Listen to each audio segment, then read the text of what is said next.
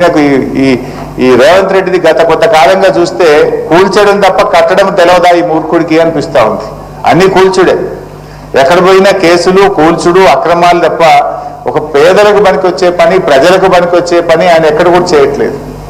నేను I would like to, మా మిత్రుడు ఇందాక ఒక ఎన్ఆర్ఐ లండన్ నుంచి, యూకే నుంచి వచ్చిన నాయుడు గారు మాట్లాడారు.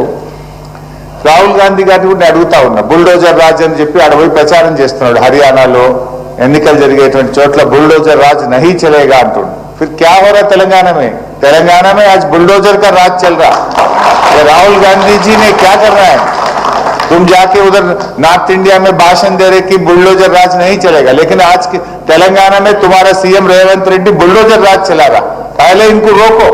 वहां भाषण देने से पहले तुम्हारा सरकार में, तो आपकी कांग्रेस सरकार में, जहां पर आज गरीब लोगों का मकाना गिरा रहे, यहाँ आके बुलडोजर को रोको. तुम यहाँ रोकने के बाद वहां बात करना, नहीं तो कोई आपको आपका बात को कोई मानने वाले नहीं रहते. ఇలా ఆయన ఆలోచించాలి కదా. ఆయన పోయి దేశమంతా తిరిగి బుల్డోజర్ రాజ్యం నడవది అంటున్నాడు. మరి నీకు రేవంత్ రెడ్డి చేసే బుల్డోజర్ రాజ్యాన్ని ముందు ఆపాలనా వద్దను? నువ్వు ఆపకుండా మహారాష్ట్రలో, హర్యానాలో, జార్ఖండ్లో పోయి నువ్వు ఉపన్యాసాలు ఇస్తే ప్రజలు నిన్ను ఎట్లా నమ్మాలి? ఏ విధంగా నమ్ముతారు?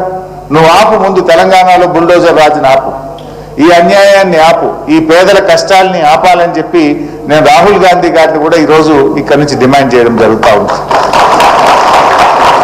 నిజంగా మీరు మాట్లాడారు, పాపం ఒక సోదరిమని ఇందాక మాట్లాడుతూ ఇంకా 2035 వరకు మేము ఈఎంఐ కట్టాలి అన్నారు. నువ్వు ఇల్లు కూడగొడితే ఆ ఈఎంఐ ఎక్కడ కట్టాలి? కొత్త ఇల్లు కిరాయికి తీసుకొని ఎక్కడ బతకాలి? ఆ కుటుంబం ఏమవుతుంది? ఇల్లు అనేది, ఇల్లు కట్టి చూడు, పెళ్లి చేసి చూడు అనే ఒక సామెత ఉన్నది. జీవితంలో ఒకేసారి ఇల్లు కట్టారు, ఒకేసారి పెళ్లి చేసుకుంటారు. ఎంత ఉన్నవాడికైనా, కలిగిన వాడికైనా ఇల్లు కడితే అప్పులు అవుతాయి, పెళ్లి చేస్తే అప్పులు అవుతాయి. అలా ఎన్నో అప్పులు తెచ్చి రూపాయి జమ చేసి చెమటోడ్చి కష్టపడి ఎంతో మంది ఇల్లు కట్టుకుంటే నువ్వు రాత్రి కూడగొడితే ఆ కుటుంబాలు ఏమవుతాయి?